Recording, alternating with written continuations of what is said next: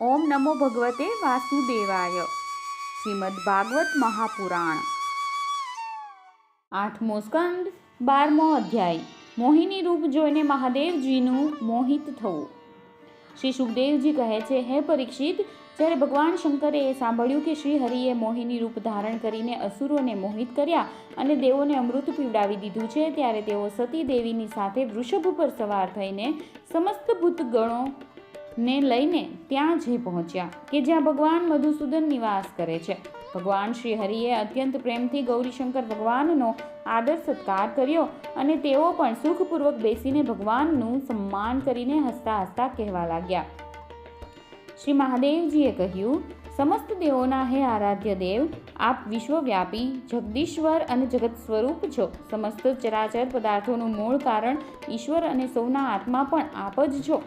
આ જગતનો આદિ મધ્ય અને અંત આપનાથી જ થાય છે, છતાં આપ આદિ મધ્ય અને અંતથી રહિત છો। આપના અવિનાશી સ્વરૂપમાં દ્રષ્ટા દ્રશ્ય અને ભોગતા ભોગ્યનો ભેદભાવ નથી। વાસ્તવમાં આપ સત્ય ચિન્માત્ર બ્રહ્મ જ છો। કલ્યાણની કામના કરનારા મહાત્માઓ આ લોક અને પરલોક બંનેની આસક્તિનો તેમજ સમસ્ત કામનાઓનો પરિત્યાગ કરીને આપના ચરણ કમળોની જ આરાધના કરે છે। આપ અમૃત સ્વરૂપ, સમસ્ત પ્રાકૃત ગુણોથી રહિત, શોકની છાયાથી પણ પર, સ્વયં પરિપૂર્ણ બ્રહ્મ છો। આપ કેવળ આનંદ સ્વરૂપ છો। આપ નિર્વિકાર છો। આપનાથી ભિન્ન કશું જ નથી, પરંતુ આપ બધાથી ભિન્ન છો। આપ વિશ્વની ઉત્પત્તિ, સ્થિતિ અને પ્રલયનું પરમ કારણ છો। આપ સમસ્ત જીવોના શુભ અશુભ કર્મોનું ફળ આપનારા સ્વામી છો। જો કે આવું પણ જીવોની અપેક્ષાને લીધે જ કહી શકાય છે। વાસ્તવમાં તો આપ બધાની અપેક્ષાથી રહિત અનપેક્ષ છો। હે સ્વામી, કાર્ય અને કારણ, દ્વૈત અને અદ્વૈત જે કંઈ પણ છે તે બધું એકમાત્ર આપ જ છો।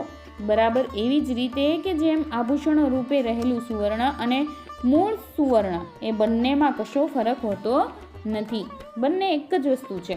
લોકોએ આપના વાસ્તવિક સ્વરૂપને નહીં જાણવાને કારણે આપનામાં અનેક પ્રકારના ભેદભાવ અને વિકલ્પોની કલ્પના કરેલી છે, અને આ જ કારણે આપનામાં કોઈ પણ પ્રકારની ઉપાધિ ન હોવા છતાં પણ ગુણોને લીધે ભેદ પ્રતીત થાય છે।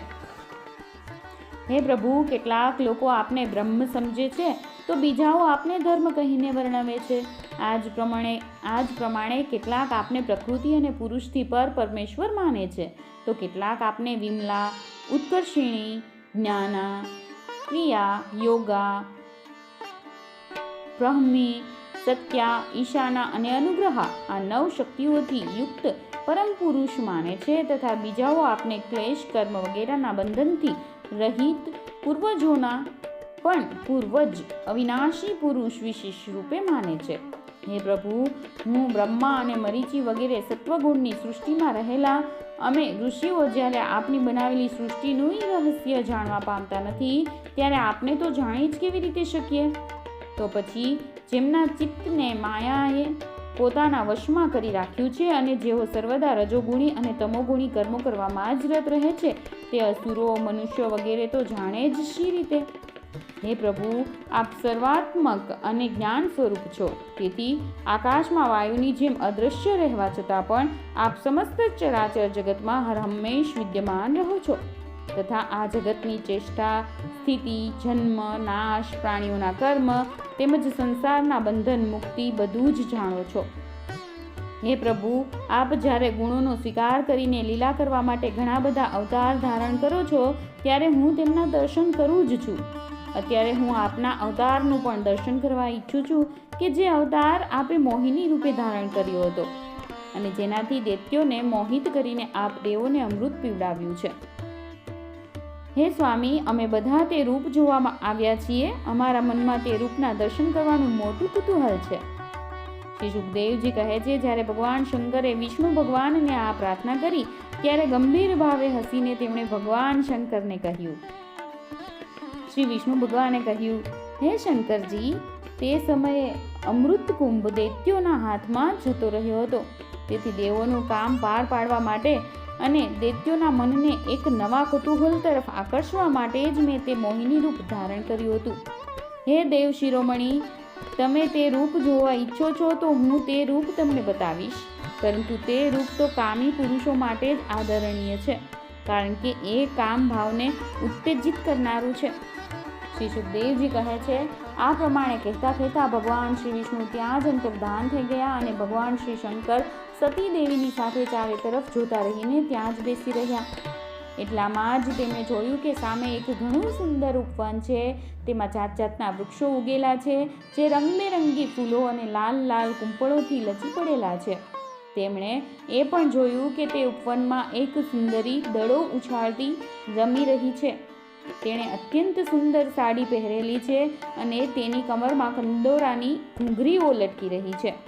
દડો ઉછળવાથી અને સરકીને તેને ઝીલી લેવાથી તેના સ્તન અને તેમના પર રહેલા હાર હાલી રહ્યા છે. એવું લાગતું હતું કે જાણે તેમના ભારથી તેની પાતળી કમર ડગલે ને પગલે તૂટતા બચી જાય છે. તે પોતાના રક્તવર્ણી પલ્લવો જેવા સુકોમળ ચરણોથી કલાપૂર્વક ઠમક ઠમક ચાલી રહી હતી. ઉછળતો દડો જ્યારે આમ તેમ સરકી જતો હતો ત્યારે તે નમીને તેને રોકી લેતી હતી. એનાથી તેની વિશાળ ચંચળ આંખો કંઈક ઉદ્વિગ્ન થઈ જતી જણાતી હતી. તેના કપોલ પર કાનોના કુંડળોની જ્યોતિ ઝગમગી રહી હતી અને તેની વાકડિયાળી શ્યામ લટો તેમના પર ઝૂકી પડતી હતી કે જેનાથી તેનું મુખ અધિક ઉલ્લાસ પામતું હતું. જ્યારે ક્યારેક સાડી સરકી જતી હતી અને વાળની વેણી વિખરાઈ જતી હતી ત્યારે પોતાના અત્યંત સુકોમળ ડાબા હાથથી તે તેને સમારી લેતી હતી અને તે સમયે પણ તે પોતાના જમણા હાથથી દડો ઉછાળતી રહીને સમસ્ત સંસારને પોતાની માયાથી મોહિત કરી રહી હતી. દડાથી ખેલતા ખેલતા તેણે સહેજ લજ્જા ભાવે સ્મિત કરીને કટાક્ષ ભાવે શંકરજી તરફ જોયું. શંકરજીનો મન પરનો સંયમ ચલિત થઈ ગયો. તેઓ તે મોહિનીને નિરખવામાં અને તેની દ્રષ્ટિના રસમાં નિમગ્ન થઈને એટલા વિહ્વળ થઈ ગયા કે તેમને પોતાની જાતનું પણ ભાન રહ્યું નહીં. તો પછી પાસે બેઠેલા સતી અને ભૂતગણોનું તો સ્મરણ જ કેમ રહી શકે? એકવાર દડો મોહિનીના હાથમાંથી ઉછળીને થોડેક દૂર જઈ પડ્યો તો તે પણ તેની પાછળ દોડી. તે સમયે શંકરજીના જોતા જ વાયુએ તેની બારીક સાડી કંદોરાની સાથે જ ઉડાવી દીધી. તે મોહિનીનું પ્રત્યેક અંગ અત્યંત રુચિકર અને મનોહર હતું. આંખો જ્યાં જોતી ત્યાં ચોટી જ જતી હતી. એટલું જ નહીં, મન પણ ત્યાં જ રમણ કરવા લાગતું હતું.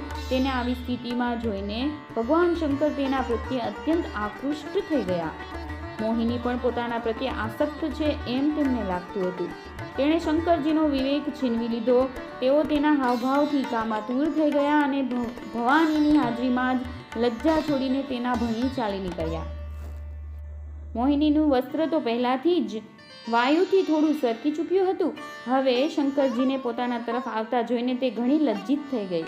તે એક વૃક્ષથી બીજા વૃક્ષની ઓથે સંતાતી ફરતી હતી અને હસતી રહેતી હતી અને ક્યાંય સ્થિર થતી ન હતી. ભગવાન શંકરની ઇન્દ્રિયો પોતાની વશ રહી નહીં અને તેઓ કામવશ બની ગયા. તેથી તેઓ હાથણીની પાછળ હાથી દોડે તેમ તેની પાછળ પાછળ દોડવા લાગ્યા. તેમણે અત્યંત વેગથી તેની પાછળ દોડીને પાછળથી તેના કેશ પકડી લીધા અને તેની ઈચ્છા નહીં હોવા છતાં પણ તેને પોતાની બંને ભુજાઓમાં સમાવીને છાતી સરસી લગાવી. જેમ હાથી હાથણીનું આલિંગન કરે છે તેવી જ રીતે ભગવાન શંકરે તે મોહિનીનું આલિંગન કર્યું. તે આમ તેમ ખસતી રહીને પોતાને છોડાવવાનો પ્રયાસ કરવા લાગી. આ ઝપાઝપીમાં તેના માથાના કેશ વિખરાઈ ગયા. વાસ્તવમાં તે સુંદરી ભગવાને રચેલી માયા જ હતી. તેથી તેણે પોતાને ગમે તેમ કરીને શંકરજીની ભુજાઓની પકડમાંથી છોડાવી લીધી અને ઘણા વેગથી ભાગી છૂટી. ભગવાન શંકર પણ તે મોહિની વેશધારી અદ્ભુત કર્મ કરનારા ભગવાન શ્રી વિષ્ણુની પાછળ પાછળ દોડવા લાગ્યા. તે સમયે એવું લાગતું હતું કે જાણે તેમના શત્રુ કામદેવે અત્યારે તેમના પર જીત મેળવી લીધી છે.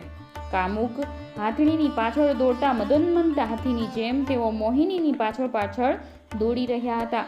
જોકે ભગવાન શંકરનું વીર્ય અમોઘ છે તો પણ મોહિનીની માયાથી તે સ્ખલિત થઈ ગયું. ભગવાન શંકરનું તે વીર્ય પૃથ્વી પર જ્યાં જ્યાં પડ્યું ત્યાં ત્યાં સોના ચાંદીની ખાણો બની ગઈ. હે પરીક્ષિત, નદી, સરોવર, પર્વત, વન અને ઉપવનમાં તેમજ જ્યાં જ્યાં ઋષિ મુનિઓ વસતા હતા ત્યાં ત્યાં મોહિનીની પાછળ પાછળ ભગવાન શંકર ગયા હતા. હે નૃપશ્રેષ્ઠ, વીર્યપાત થઈ ગયા પછી તેમને પોતાની સ્થિતિનું ભાન થઈ આવ્યું. તેમણે જોયું કે ભગવાનની માયાએ તો તેમને ચક્રાવામાં નાખી દીધા. ત્યારે તેઓ તરત તે દુઃખદ પ્રસંગથી અલગ થઈ ગયા. ત્યારબાદ આત્મ સ્વરૂપ સર્વાત્મા ભગવાનનો આ મહિમા જાણીને તેમને કશું આશ્ચર્ય થયું નહીં. તેઓ જાણતા હતા કે ભગવાનની શક્તિઓનો કોણ પાર પામી શકે એમ છે. ભગવાને જોયું કે ભગવાન શંકરને આનાથી કોઈ વિષાદ કે લજ્જા નથી, ત્યારે તેઓ પુરુષ શરીર ધારણ કરીને ફરી પ્રગટ થયા અને અત્યંત પ્રસન્નતાપૂર્વક તેમને કહેવા લાગ્યા. શ્રી ભગવાને કહ્યું, હે દેવ શિરોમણી, મારી સ્ત્રી રૂપિણી માયાથી વિમોહિત થવા છતાં પણ તમે પોતે જ પોતાની નિષ્ઠામાં સ્થિત થઈ ગયા એ ઘણા જ આનંદની વાત છે. મારી માયા અપાર છે. તે એવા તો હાવભાવ રચે છે કે અજિતેન્દ્રિય પુરુષો તો કોઈ રીતે તેનાથી છુટકારો પામી શકતા જ નથી. ભલા તમારા સિવાય એવો કોણ પુરુષ છે કે જે એકવાર મારી માયાના સકંજામાં ફસાયા પછી પોતે જ તેમાંથી બહાર નીકળી શકે? જોકે મારી આ ગુણમયી માયા ભલભલાઓને મોહિત કરી દે છે, તો પણ હવે તે તમને ક્યારેય મોહિત કરશે નહીં, કારણ કે સૃષ્ટિ સર્જન વગેરે માટે જે તે સમયે તેને શોભિત કરનારો કાળ હું જ છું. તેથી મારી ઈચ્છા વિરુદ્ધ તે રજોગુણ વગેરેનું સર્જન કરી શકતી નથી. શ્રી સુખદેવજી કહે છે, હે રાજન, આ પ્રમાણે ભગવાન શ્રી વિષ્ણુએ ભગવાન શંકરજીનો સત્કાર કર્યો. ત્યારે તેમની પાસેથી વિદાય લઈને તેમજ તેમની પરિક્રમા કરીને તેઓ પોતાના ગણો સહિત કૈલાસમાં સ્થિતાવી ગયા. હે પરીક્ષિત, ભગવાન શંકરજીએ મોટા મોટા ઋષિઓની સભામાં પોતાની અર્ધાંગીની સતી દેવી સમક્ષ પોતાના વિષ્ણુ રૂપની અંશભૂત માયામયી મોહિનીનું આ પ્રમાણે ઘણા પ્રેમથી વર્ણન કર્યું. હે દેવી, તમે પરમ પુરુષ પરમેશ્વર ભગવાન શ્રી વિષ્ણુની માયા જોઈને જુઓ. આમ તો હું સમસ્ત કલા કૌશલ્ય વિદ્યા વગેરેનો સ્વામી છું અને સ્વતંત્ર છું, તો પણ માયાથી વિવશ થઈને મોહિત થઈ જાઉં છું, જ્યારે બીજા જીવો તો પરતંત્ર જ છે, તેથી તેઓ મોહિત થઈ જાય એમાં તો કહેવાનું જ શું હોય. જ્યારે હું 1000 વર્ષની સમાધિમાંથી જાગ્યો હતો ત્યારે તમે મારી પાસે આવીને પૂછ્યું હતું કે તમે કોની ઉપાસના કરો છો. આજ એ સાક્ષાત સનાતન પુરુષ છે કે જેમને કાળ પોતાની સીમામાં બાંધી શકતો નથી અને જેમનું વર્ણન વેદ પણ કરી શકતા નથી. તેમનું વાસ્તવિક સ્વરૂપ અનંત અને અનિર્વચનીય છે. શ્રી સુખદેવજી કહે છે, હે પ્રિય પરીક્ષિત, મેં તમને ભગવાન શ્રી વિષ્ણુની આ ઐશ્વર્યપૂર્ણ લીલા કહી સંભળાવી કે જેમાં સમુદ્ર મંથનના સમયે પોતાની પીઠ પર મંદ્રાચલને ધારણ કરનાર ભગવાનનું વર્ણન છે. જે મનુષ્ય વારંવાર આ લીલાનું કીર્તન અને શ્રવણ કરે છે તેનો ઉદ્યમ ક્યારેય અને ક્યાંય પણ નિષ્ફળ થતો નથી, કારણ કે પવિત્ર કીર્તિ ભગવાનના ગુણો અને તેમની લીલાઓનું ગાન સંસારના સઘળા કલેશો અને પરિશ્રમને દૂર કરી દેનારું છે. દુષ્ટ મનુષ્યને ભગવાનના ચરણ કમળોની પ્રાપ્તિ ક્યારેય થઈ શકતી નથી. તેઓ તો ભક્તિભાવયુક્ત મનુષ્યને જ પ્રાપ્ત થઈ શકે છે. એથી જ તેમણે મોહિનીનું માયામયી રૂપ ધારણ કરીને દૈત્યોને મોહિત કર્યા અને પોતાના ચરણ કમળોના શરણે આવેલા દેવોને સમુદ્ર મંથનથી નીકળેલા અમૃતનું પાન કરાવ્યું. માત્ર એમની જ વાત નથી, ભલે ને ગમે તે હોય, જે પણ તેમના ચરણોનું શરણ ગ્રહણ કરી લે છે તેની સમસ્ત કામનાઓને તેઓ પૂરી કરી દે છે. હું તે શ્રી પ્રભુના ચરણ કમળોમાં નમસ્કાર કરું છું. 8મા સ્કંદ અંતર્ગત 12મો અધ્યાય સમાપ્ત.